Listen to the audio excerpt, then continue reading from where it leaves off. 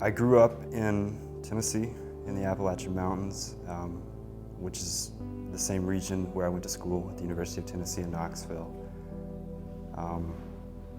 My father was a sign painter, and my mother worked in a hospital, but I think that any interest that I had in architecture was probably born of them and their influences of me at a young age. I was always around Dad's facility, and you know, he was always building things and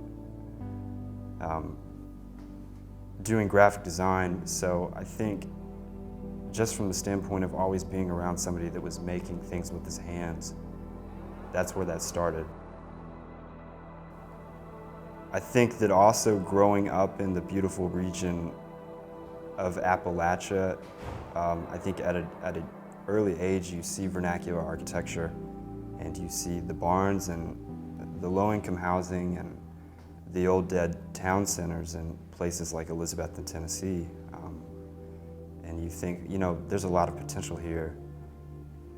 This place was great, is great, but you know, it is unique, and in a lot of ways because it was so far outside of where we typically think of architecture being, I think that it's almost more interesting because it's more subtle and it's more honest. But I had decided at a young age that, yeah, I think I want to be an architect, and then you go to school and you realize this is completely different than what I thought it was going to be. You realize how much potential architecture has in terms of transforming the way that you think about cities and people and social problems and political problems. And it's an education that is an avenue to think about so much of, you know, who we are as people and what our lives involve. And it's not just about designing things. I had a wonderful opportunity because most students leave college and generally they go straight into the workplace. And I think that that's probably a rough transition for anybody, but I was fortunate enough to work on the new Norris House project, a project in which we had proposed to build a house in the town of Norris.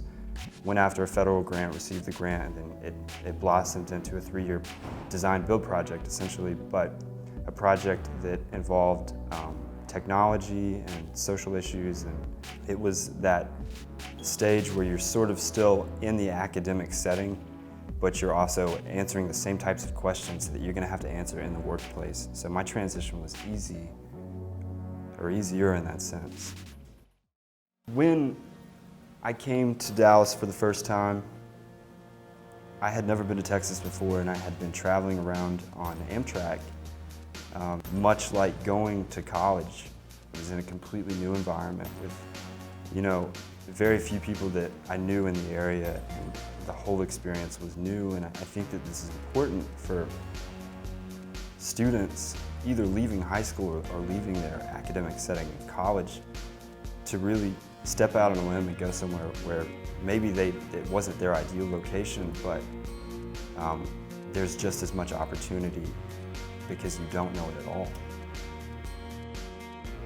I think as a young person, our responsibility, as much as anything, is creating a conversation with the older members of our firm so that we learn, and so that we're also just pushing the way that we design buildings to the contemporary level. And we're young, we've seen a lot of things in college that transform the way we think, and so I think we have to connect ourselves to the older generations in the practice. Dallas, the city, is still new to me. I still feel like I'm somewhat of an illegal immigrant in the city because so much of it, the way that people act and the way that the city functions it's just different from the environment that you grew up in. And so I see things all the time.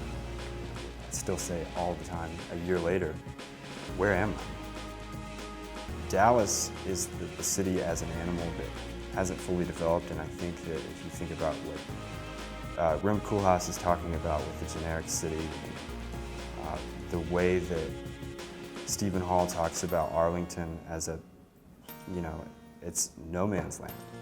And that's everywhere in a city like Dallas. So I think as a young person to come here, you see that opportunity, it's like, they need people to figure out how this all works in a place like Dallas. We know how it works in San Francisco. We know how it works in New York. How does it work in Dallas? And what can I introduce in terms of ideas and energy to push us to a better place?